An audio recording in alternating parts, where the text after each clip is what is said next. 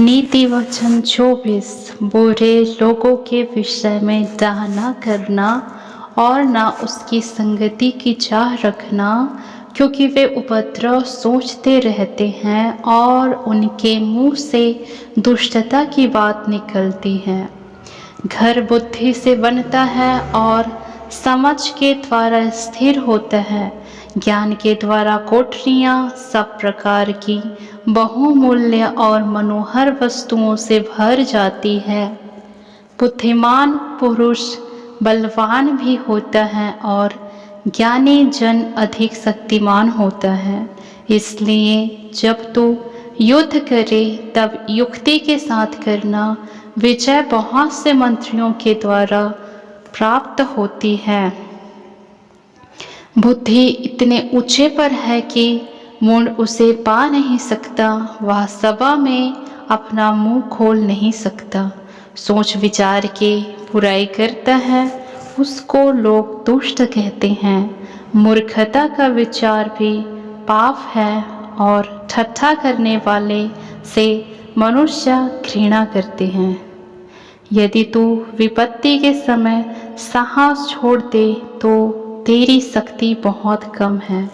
जो मार डाले जाने के लिए घसीटे जाते हैं, जो मार डाले जाने के लिए घसीटे जाते हैं उनको छुड़ा, और जो घात किए जाने को है उसे मत पकड़ा।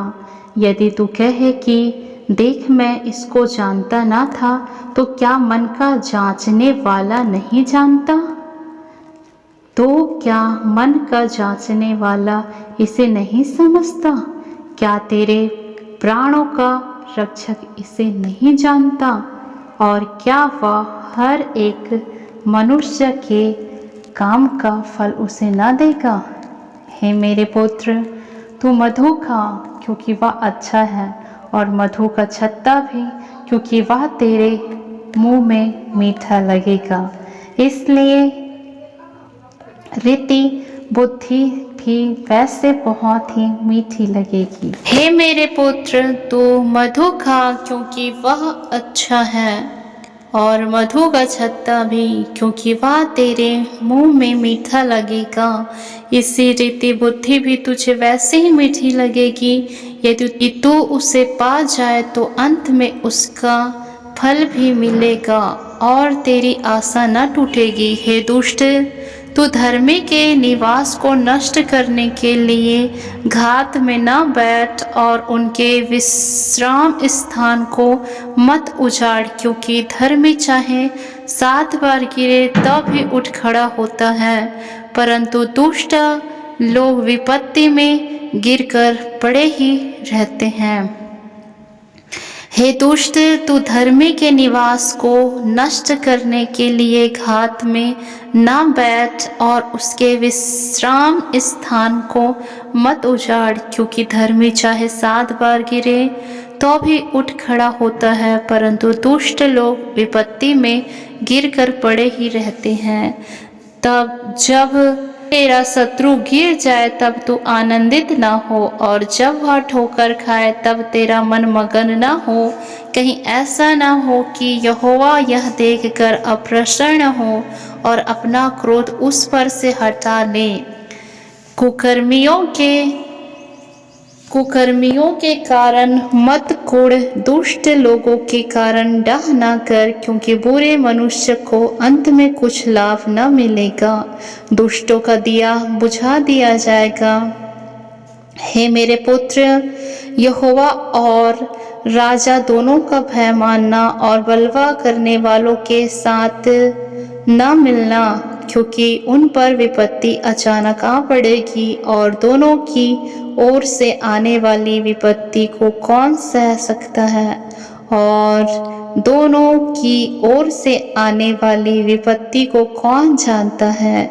कुछ और नीति वचन बुद्धिमानों के वचन यह भी है, न्याय में पक्षपात करना किसी रीति भी अच्छा नहीं।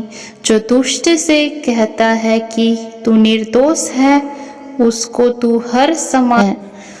तो हर समाज के लोग श्राप देते और जाति जाति के लोग धमकी देते हैं, परंतु जो लोग दुष्ट को डांटते हैं उनका भला होता है और उत्तम से उत्तम आशीर्वाद उन पर आता है। जो सीधा उत्तर देता है वह होठों को चूमता है।